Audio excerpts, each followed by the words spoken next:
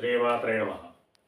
శివుడికి అభిషేకం చేయడం వల్ల వచ్చినటువంటి ఫలితాల గురించి మనం తెలుసుకుంటున్నాం.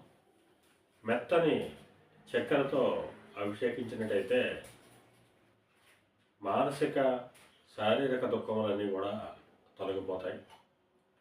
అలాగే పసుపు నీటితో అభిషేకించినట్టయితే మంగళకరం, అంటే ఇంట్లో శుభకార్యాలు జరిగేటువంటి అవకాశం ఉంటుంది.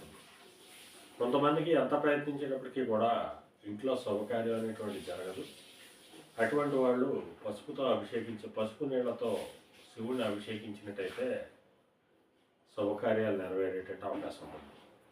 ఇవన్నీ కూడా మనం ఇంట్లో చిన్న స్ఫటికలింగాన్ని పెట్టి వాటికి మనం సొంతంగా అభిషేకాలు చేసుకుంటే వచ్చే ఫలితాల గురించి మన మిత్రులందరికీ తెలియడం జరుగుతుంది.